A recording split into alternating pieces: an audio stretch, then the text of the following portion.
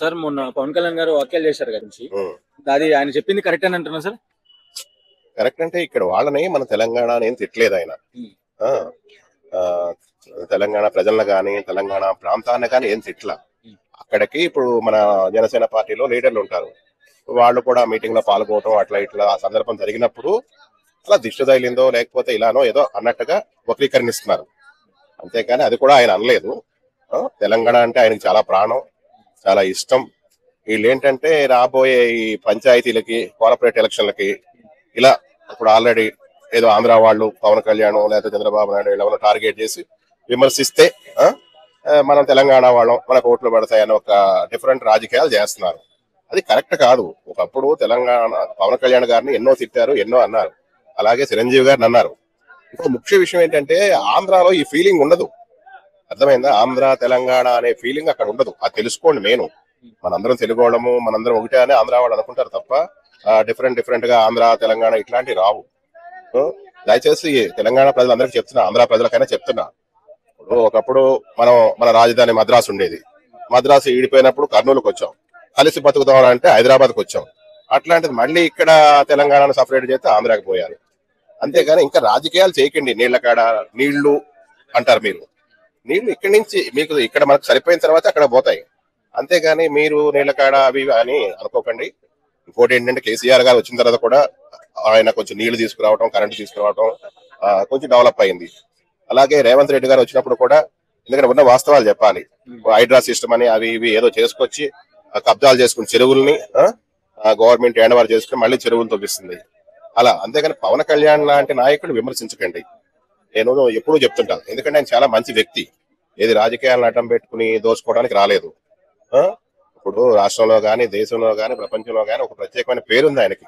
ఒక prime minister range లో ఆయనకి నేమ్ ఉంది. కొన్ని సర్వేల ప్రకారం ఫస్ట్ సెకండ్ ప్లేస్ లో ప్రైమ్ మినిస్టర్ కి పవన్ కళ్యాణ్ గారి మధ్యన ఉంది.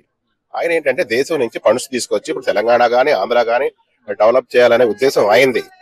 ఎలక్షన్ కోసానికి ఆయనకి రాజకీయాలు చేయరు, ఉన్న వాస్తవాలే చేస్తాడు. అది తెలుసుకోండి ప్లీజ్.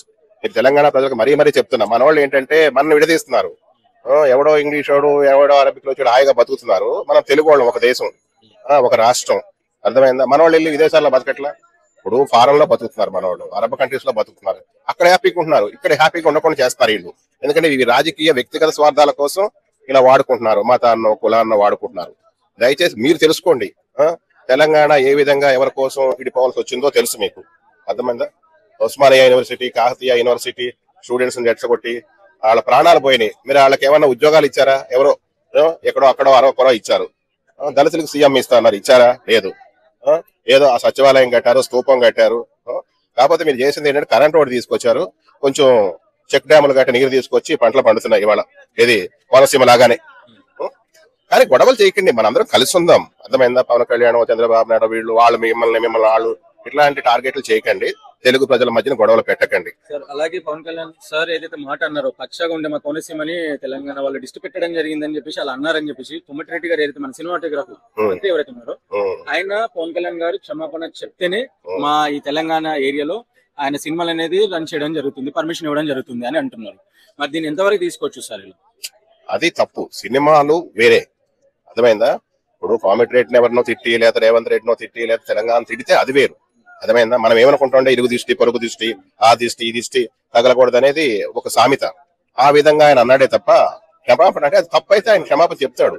కానీ ఏంటంటే ఆయన ఇప్పుడు అందరికి చెప్తాడు, మాట్లాడే ముందు ఆలోచించండి. అర్థమైందా? ఆయన అన్ని ఆలోచించే మాట్లాడతాడు, తప్పుగా ఏది మాట్లాడు. ఒకవేళ తప్పుగా మాట్లాడితే ఆయన ఎప్పుడో క్షమాపణ చెప్పేవాళ్ళు.